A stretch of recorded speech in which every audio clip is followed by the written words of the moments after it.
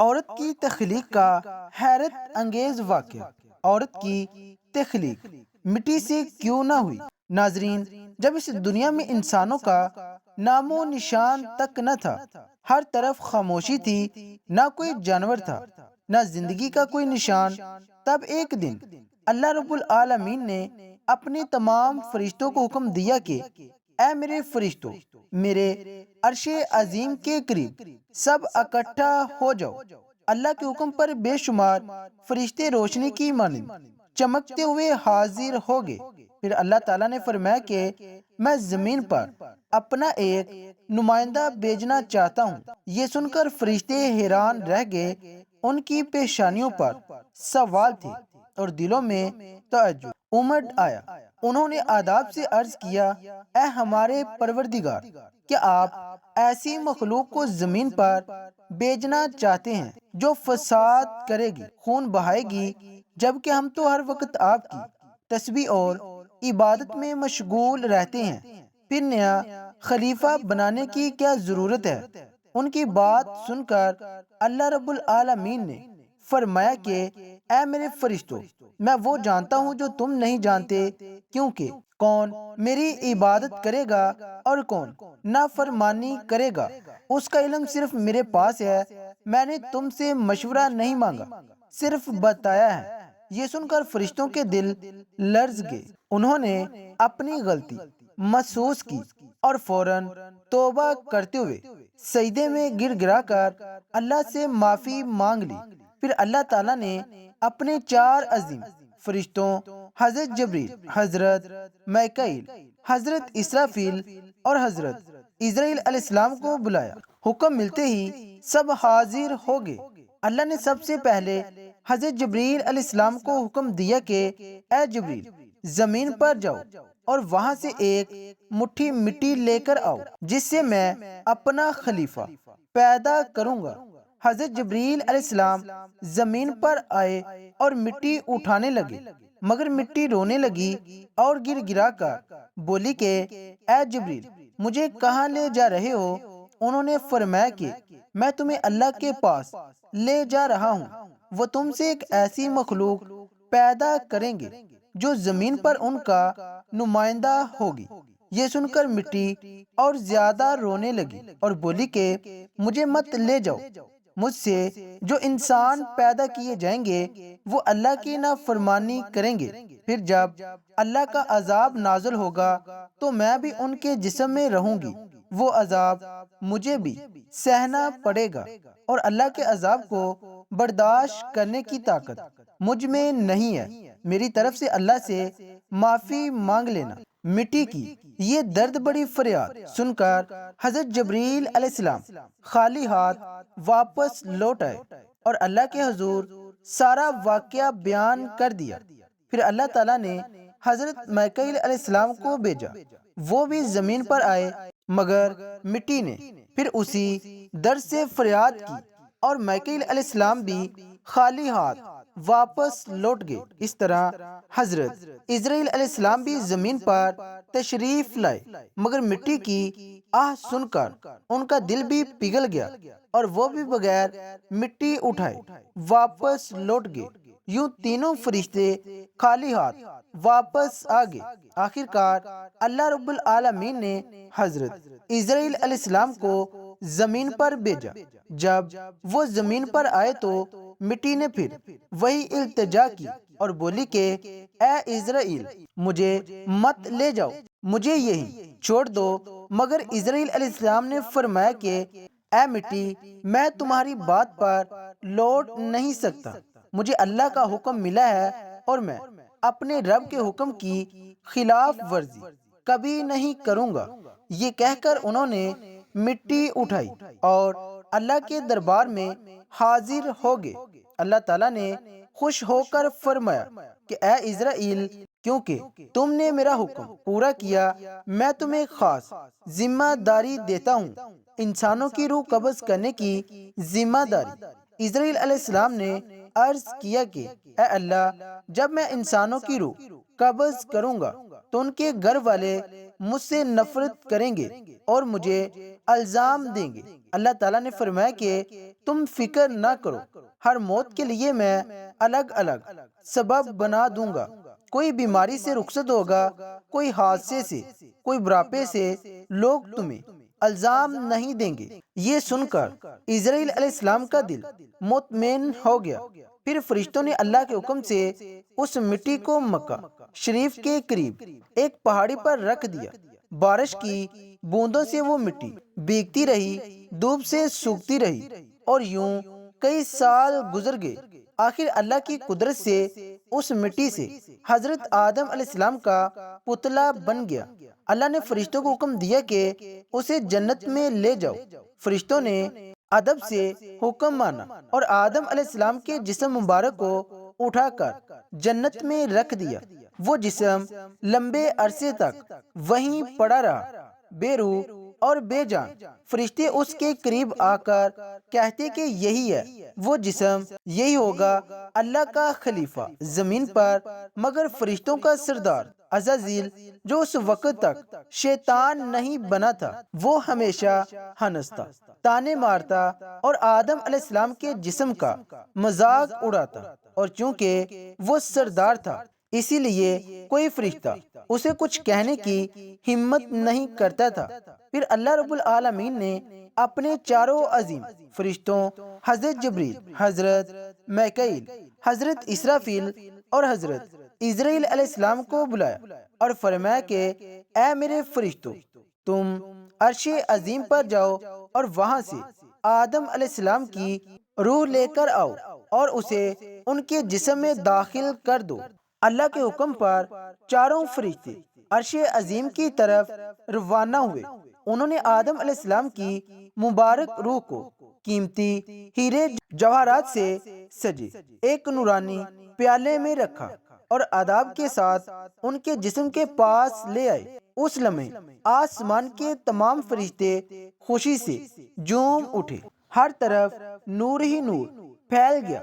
سب اس پاک موقع میں شریک ہوئے، لیکن وہی عزازیل جو بعد میں ابلیس بنا، اللہ کے اس فیصلے سے خوش نہیں تھا۔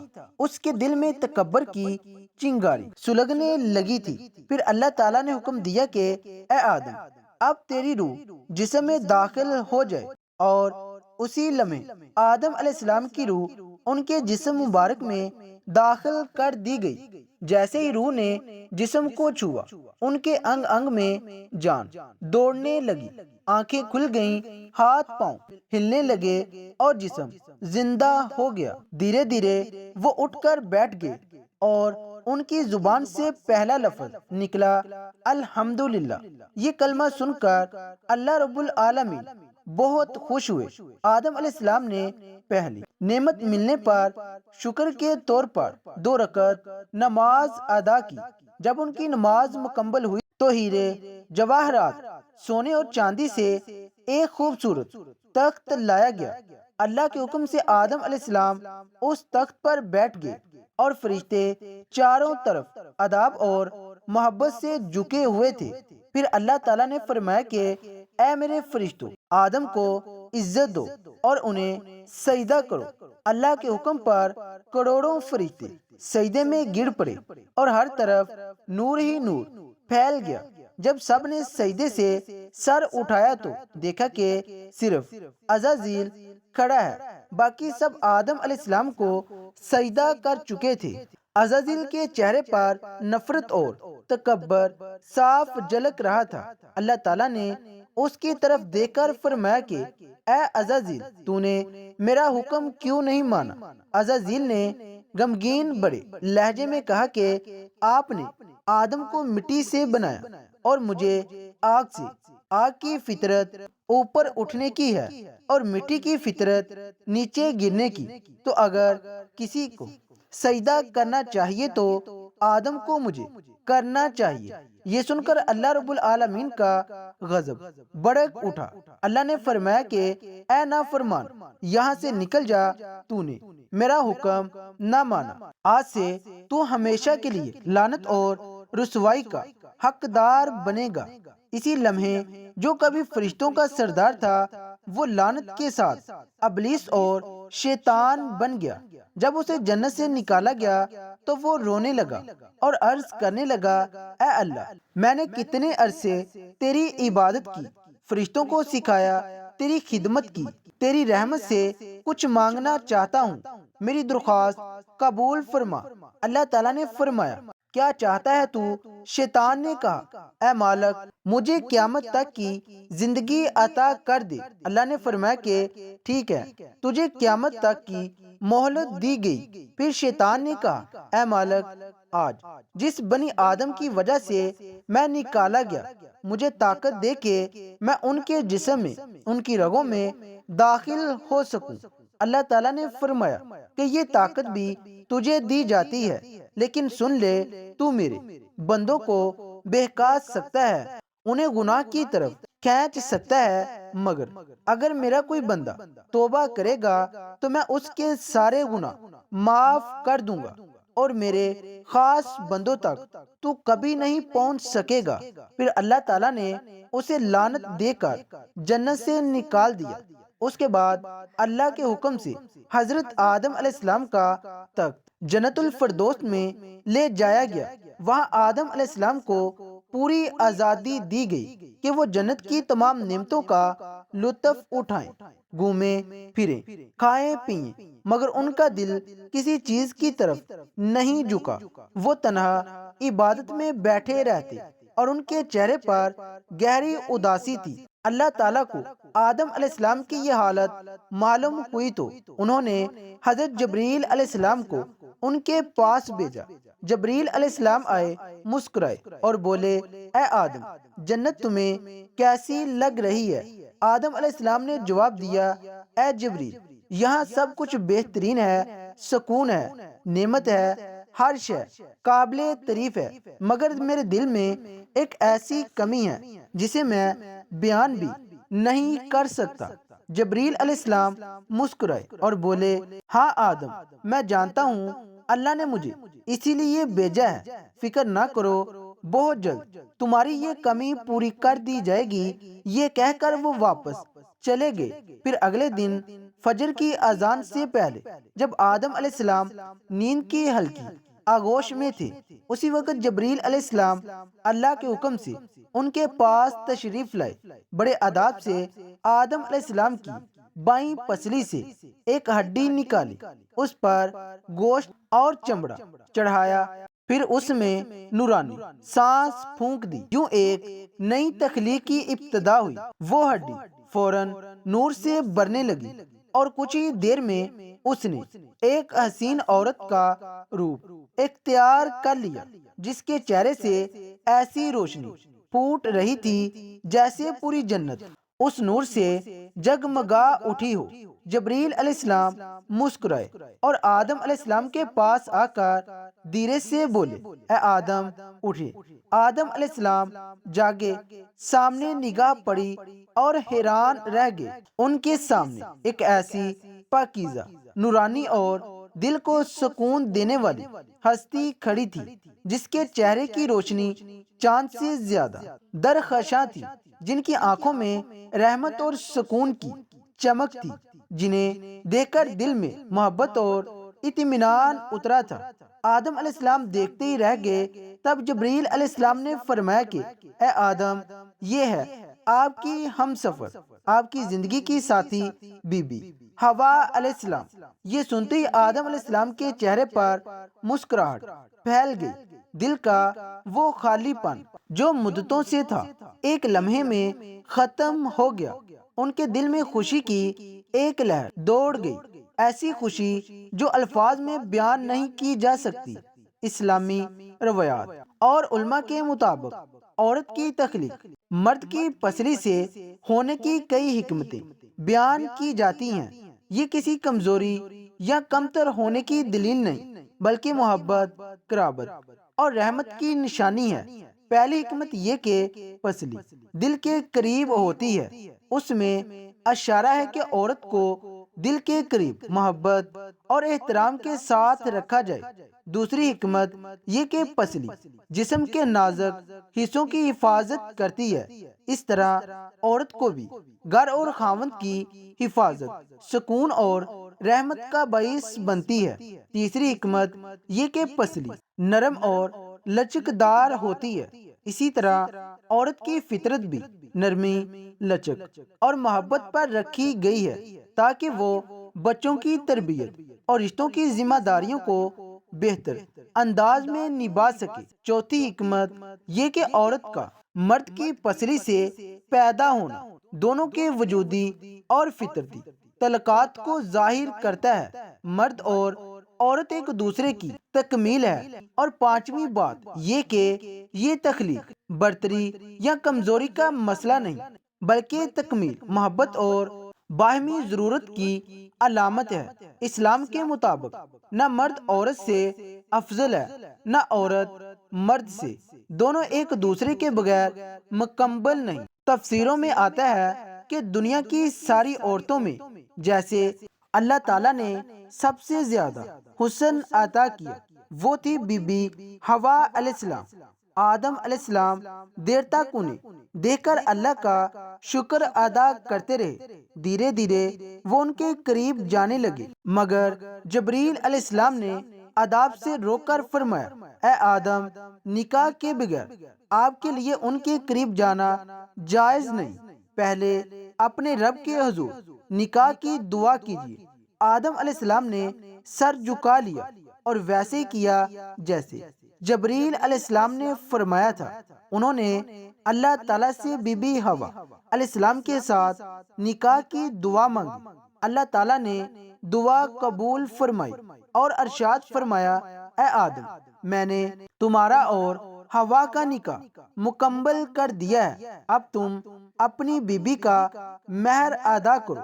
آدم علیہ السلام نے عرض کیا، اے میرے رب، مہر کیا ہوتا ہے؟ اللہ تعالیٰ نے فرمایا، اے آدم، تمہارے نکاح کا مہر یہ ہے کہ تم میرے پیارے حبیب حضرت محمد صلی اللہ علیہ وآلہ وسلم پر کچھ مرتبہ درود بھیجو۔ آدم علیہ السلام کا دل عشق سے بھر گیا، انہوں نے سر جھکا کر عرض کیا، لبیک یا ربی۔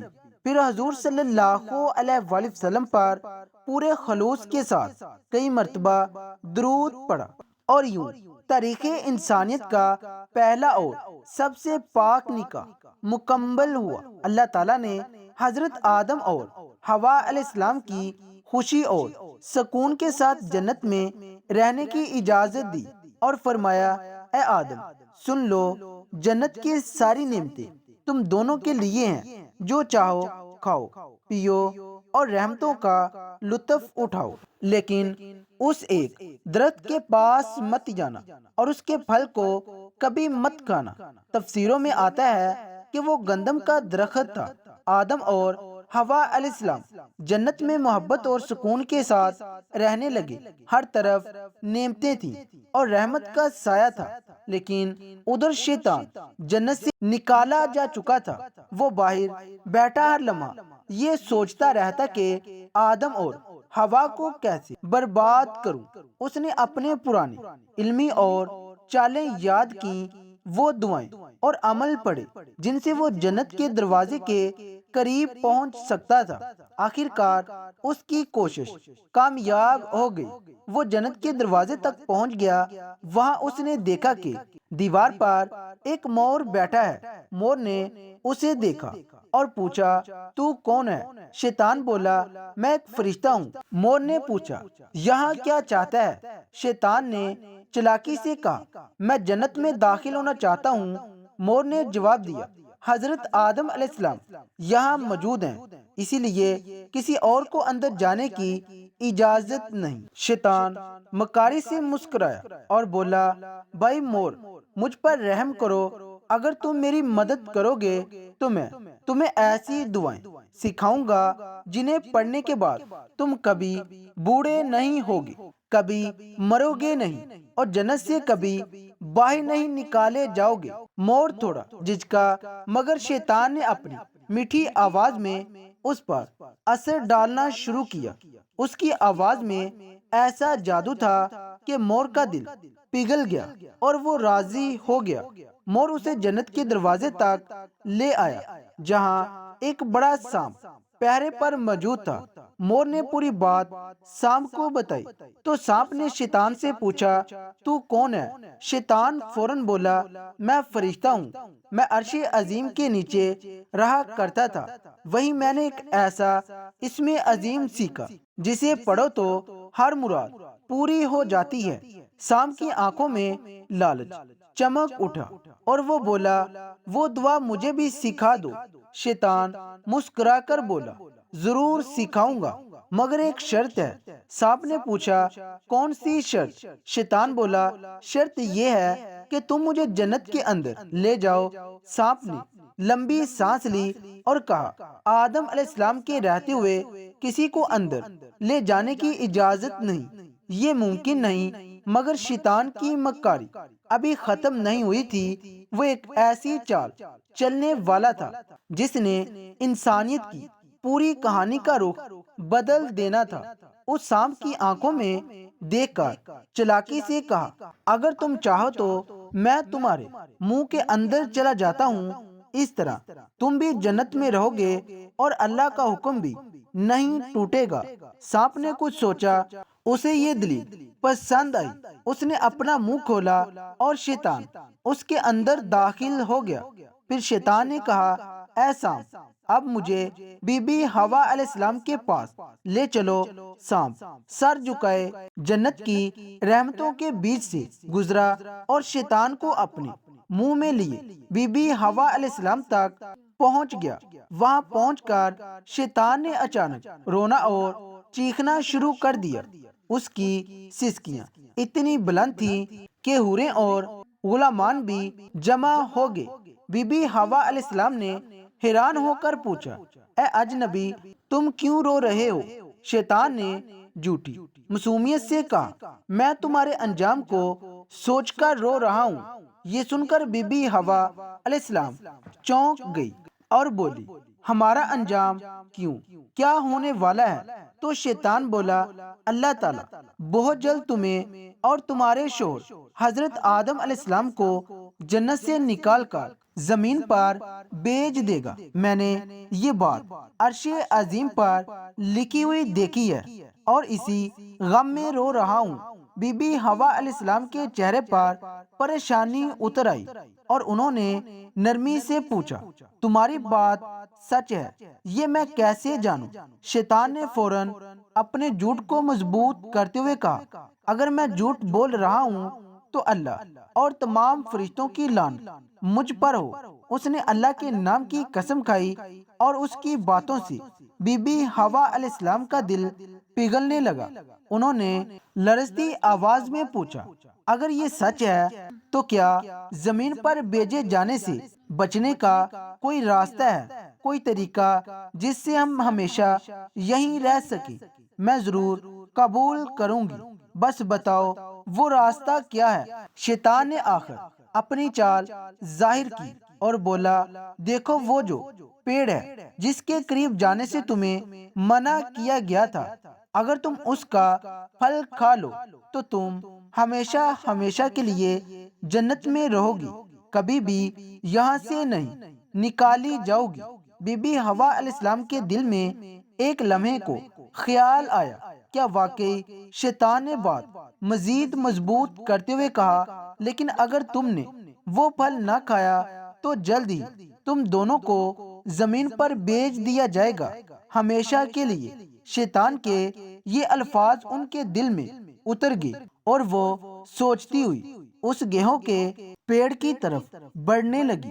قریب جا کر انہوں نے ایک پھل توڑا، کچھ لمحے سے دیکھا اور پھر اس کا ایک لقمہ لے لیا۔ پھل میٹھا تھا مگر جیسے ہی انہوں نے کھایا جنت کی ہوائیں رک گئی۔ پھر وہ پھل کا آدھا حصہ لے کر حضرت آدم علیہ السلام کے پاس پہنچی اور نرمی سے بولی اے آدم آپ بھی اسے کھا لیجیے۔ آدم علیہ السلام نے معصومیت سے یہ بات مان لی اور پھل کھا لیا۔ بس اسی لمحے ان کے جسموں سے جنت کے نورانی لباس اتر گئے، ان سے اٹھنے والی وہ لطیف خوشبو بھی غائب ہو گئی۔ آنکھوں میں شرم، خوف اور پچھتاوے کی پرچھائی اتر آئی۔ دونوں کو اپنی غلطی کا احساس ہوا اور دل توبہ کی کثرت سے بڑھ گیا۔ اللہ رب العالمین کو یہ عمل پسند نہ آیا اور فرشتوں کو حکم ہوا آدم اور ہوا کو جنت سے نیچے اتار دو۔ حکم ملتے ہی حضرت جبریل علیہ السلام دوسرے فرشتوں کے ساتھ حاضر ہوئے اور آدم ہوا کو جنت سے نکال کر زمین پر اتار دیا۔ جنت کی فضاؤں میں سناٹا پھیل گیا۔ کائنات کا پہلا مرد اور پہلی عورت زمین کی طرف روانہ ہو چکی تھی۔ تو پیارے دوستو، یہی وہ مقام ہے جہاں سے انسان کی اصل کہانی شروع ہوتی ہے۔ ایک ایسی کہانی جس میں امتحان بھی ہے، توبہ بھی ہے، رحمت بھی ہے اور محبت بھی۔ اللہ تعالیٰ نے آدم علیہ السلام اور حوا علیہ السلام کو نہ صرف دنیا کا پہلا جوڑا بنایا بلکہ انسانیت کو پہلی سیکھ بھی دی کہ غلطی ہو جائے تو توبہ کرو، کیونکہ رحمت کا دروازہ ہمیشہ کھلا ہے۔ حضرت آدم اور حوا علیہ السلام جب زمین پر اتر گئے تو دونوں ایک دوسرے سے جدا کر دیے گئے۔ آدم علیہ السلام سرندامی پہاڑی پر ٹھہر گئے اور حوا علیہ السلام جدہ کے علاقے میں۔ دونوں کے دل میں صرف ایک ہی درد تھا، اللہ کی نافرمانی کا افسوس۔ وہ دن رات روتے رہتے، توبہ کرتے رہے اور اللہ سے رحمت کی فریاد کرتے رہے۔ کئی سال تک یہی سلسلہ جاری رہا، یہاں تک کہ اللہ رب العالمین نے ان کی توبہ قبول فرمائی اور ارشاد ہوا، اے آدم، اے حوا، میں نے تمہیں معاف کر دیا، اب تم دونوں ایک دوسرے سے مل جاؤ۔ پھر اللہ کے حکم سے وہ دونوں ایک جگہ جمع ہوئے۔ وہ ملاقات اتنی پاکیزہ اور روحانی تھی کہ اسی سے انسانیت کی نئی شروعات ہوئی۔ کچھ وقت بعد اللہ کی رحمت سے ان کی اولاد ہونا شروع ہوئی اور یوں انسانیت کا سفر آگے بڑھتا گیا۔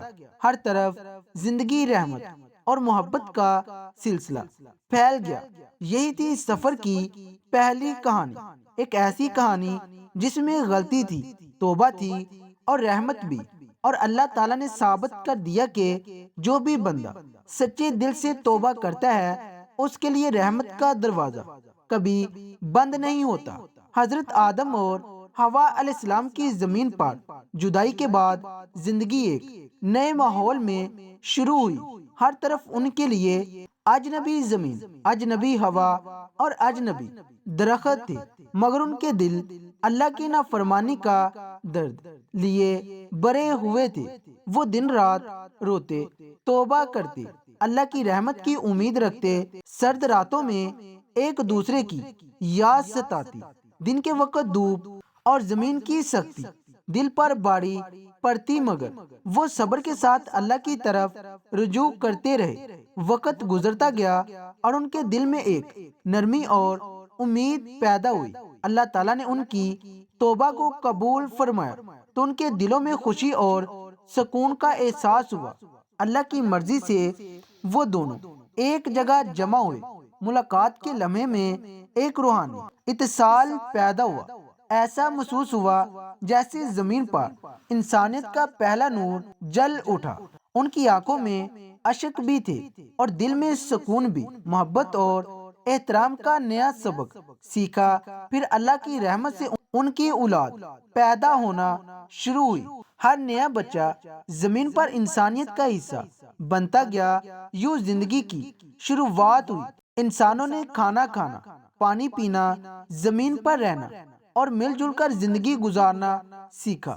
وقت کے ساتھ انسانوں نے ایک دوسرے کے ساتھ تعلقات، شادی، اولاد اور معاشرتی اصول قائم کیے۔ اللہ کی ہدایت اور احکام کے مطابق زندگی کے تجربات حاصل کیے۔ ہر غلطی کے بعد توبہ اور اللہ کی طرف رجوع کا سبق انسانیت کے لیے برقرار رہا۔ اسی طرح زمین پر زندگی کا سلسلہ جاری ہوا۔ محبت، امتحان، رحمت اور سکون کا ہر لمحہ انسانیت کے لیے سبق بن گیا۔ اور یہ وہی کہانی تھی جس سے سیکھا گیا کہ چاہے کتنی بڑی غلطی ہو جائے، اگر انسان سچے دل سے توبہ کرے تو اللہ کی رحمت ہمیشہ اس کے لیے کھلی رہتی ہے۔ یہی پہلا سبق تھا جو انسانیت نے زمین پر حاصل کیا اور اس کی بنیاد پر معاشرت، علم، تجربہ اور انسانی رشتوں کا آغاز ہوا۔ ہر لمحہ انسانیت کی ترقی، آزمائش اور اللہ کی رحمت کی طرف رہنمائی کرتا رہا۔ حضرت آدم اور حوا علیہ السلام کی زمین پر جدائی اور پھر ملاقات کے بعد زندگی کے نئے تجربات شروع ہوئے۔ ہر روز انہیں نئے چیلنج کا سامنا کرنا پڑتا۔ زمین کی سختیاں، پانی اور غذا کی تلاش، سرد راتیں اور دھوپ کی تپش، سب کچھ ان کے لیے نیا اور امتحان تھا، مگر ان کے دل میں اللہ کے ساتھ تعلقات توبہ کا سبق مضبوط تھا۔ وہ ہر کام میں اللہ کی رضا چاہتے اور اپنے اعمال پر غور کرتے، ایک دوسرے کے ساتھ تعاون اور محبت کی بنیاد پر زندگی گزارنے لگے۔